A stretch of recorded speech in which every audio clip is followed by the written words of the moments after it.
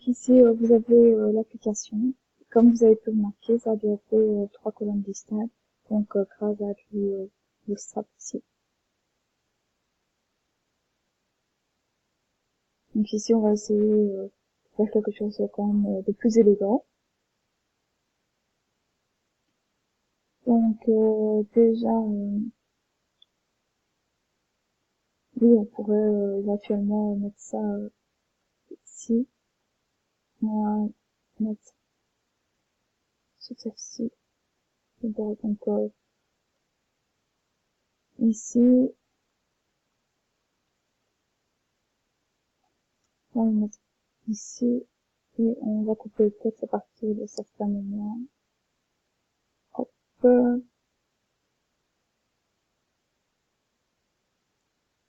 Voilà. On a davantage de texte ici.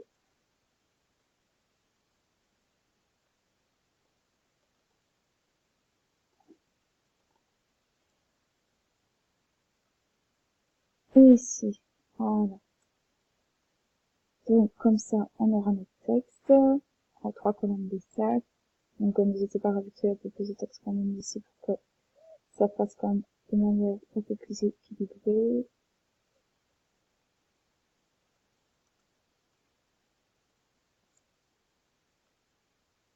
Là, comme ça, c'est plus ou moins équilibré, ça donne quand même mieux. Et donc, au niveau ici, donc, moi, j'ai l'habitude d'utiliser le SAS normal et pas forcément Bootstrap pour tout faire. Donc, ce que je vais faire, c'est donc mon texte, je vais l'afficher donc au milieu. Donc, j'aime bien utiliser l'effet box. Donc, ce qu'on va faire, donc, c'est ici une application. Donc, quand vous retournez dans test et puis dans votre fichier SCSS, ici, donc, vous pouvez taper volume de code SCSS. Donc, ici, ce qu'on va faire, c'est qu'on va faire en sorte donc de regarder un peu contenu donc ici pour tout ce qui est header, au niveau du titre et du menu. Donc ça sera pour la feuille de style qui sera reliée donc à ici.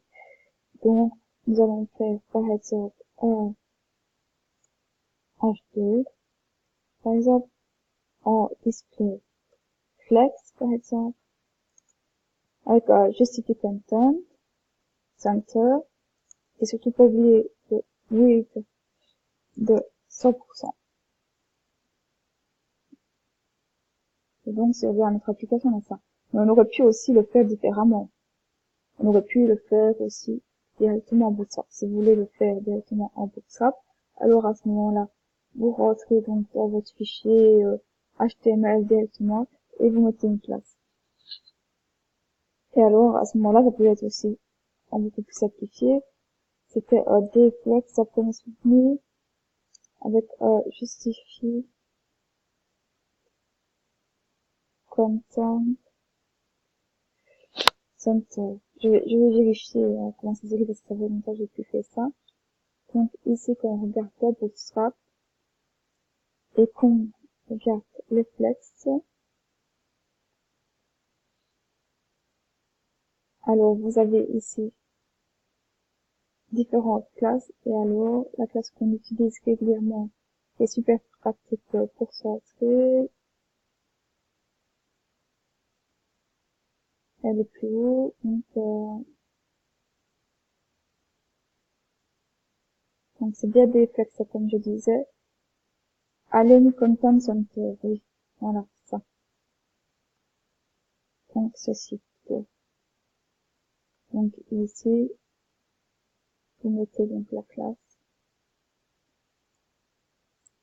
Ici, vérifier. Oui.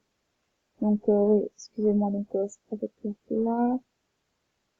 Ça, c'est, on a plein de classes, oui, et il fallait pas que j'oublie aussi de continuer à mettre une width 100, comme je vous disais, parce que si on parle width à 100%, il va pas sortir.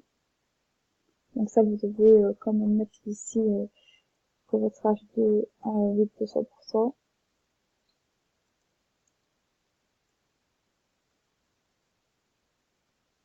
Et alors, la classe, c'est pas celle-là. C'est la classe ici plus haut. Euh, c'est pas grave. Pas le line item, parce que le line item, c'est pour sortir, mais dans l'autre sens. C'est... Ah voilà, c'est ça que je vous disais, donc le justify content center, oui, comme je voulais l'écrire au départ. Et alors ça, c'est une classe. Donc ici,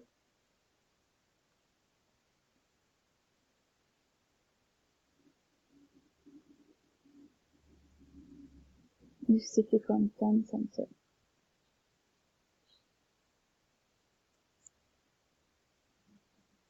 Et alors, normalement, vous devez avoir aucun problème de projet, il le centre assez facilement. Donc, justifie content center, ça va centrer dans ce sens-là, donc dans le sens vertical, euh, horizontal, excusez-moi. Et donc, le align content item, là, ça va plutôt centrer dans l'autre sens, dans le sens vertical. Donc, je justifie content horizontal et align item vertical.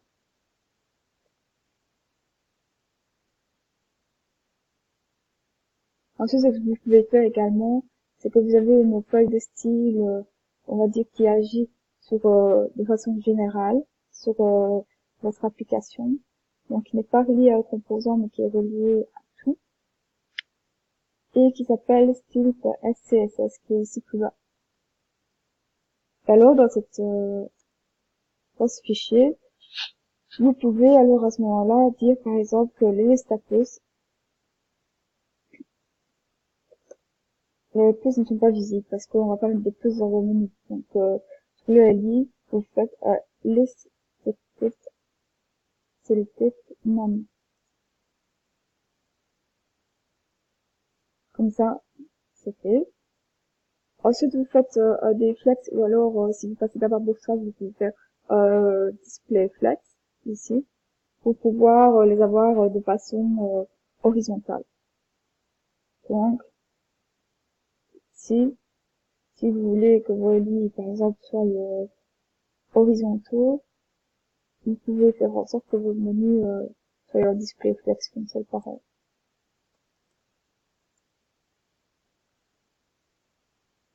Voilà. Évidemment, vous n'oubliez pas de mettre un padding. Ou alors, ce qui est encore mieux, ce que vous pouvez faire, c'est tout simplement aussi faire en sorte de faire justify content space around. Donc, ici, ce qu'on peut faire, c'est essayer de voir ce qu'il propose ici. Donc, euh, donc ici, je suppose qu'ils l'ont appelé around. Mais si vous l'utilisez, donc, hors Bootstrap, ça s'appelle justify content. C'est ça.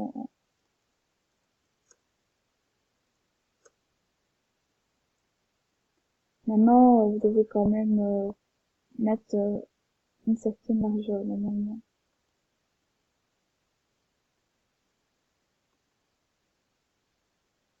Donc, voilà. Donc, ce qu'on peut faire aussi, c'est mettre un margin. Donc, pour le texte, ce serait bien de mettre un margin. Donc, ici, comme c'est quelque chose de spécifique, nous allons plutôt aller dans ce fichier-là.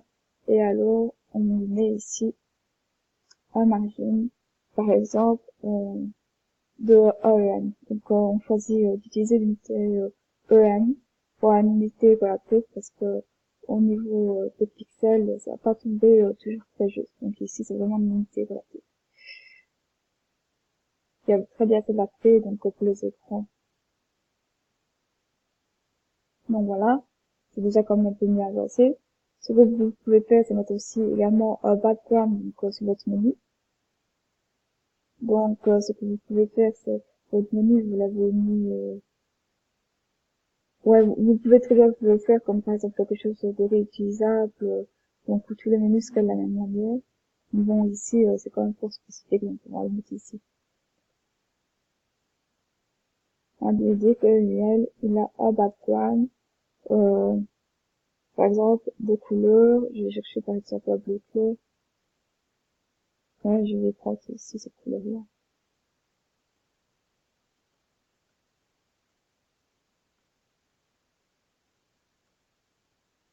Au hasard, voilà.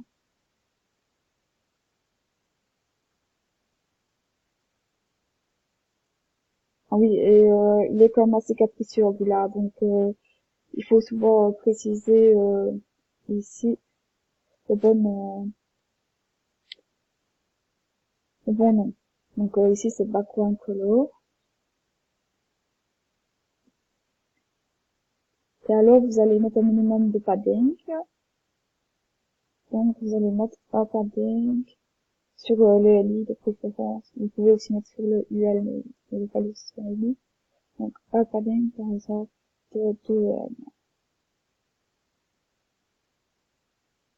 Voilà. Et alors le texte, comme il ne sort pas très bien, nous allons le mettre en blanc. Donc on va lui dire color FF. Voilà.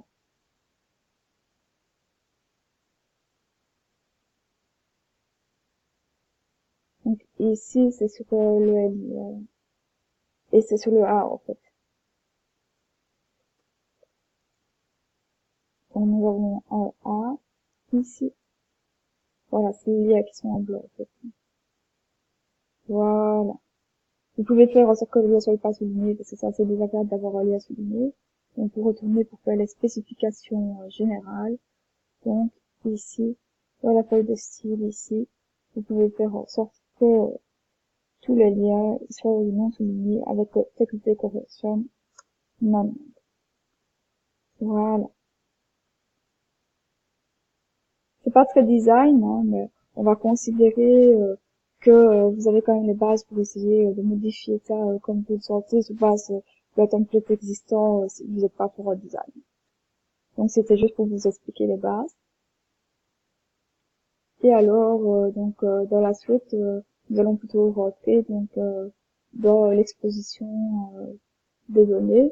Donc au départ, nous allons déjà essayer de démarrer notre application Angular et mettre en relation sur le serveur. Si nous allons avoir besoin d'une base de données. Ce que vous pouvez faire en fait, c'est créer déjà le template de façon normale avec HTML. Vous mettez par exemple du texte, comme vous avez fait ici dans le composant par exemple test.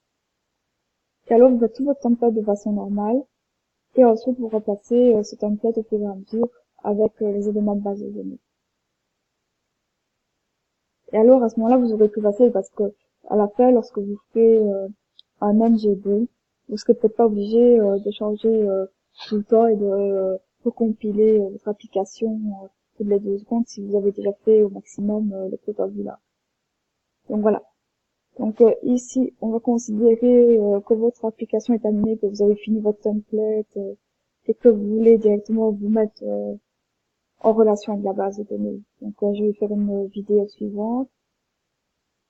Donc là-dessus.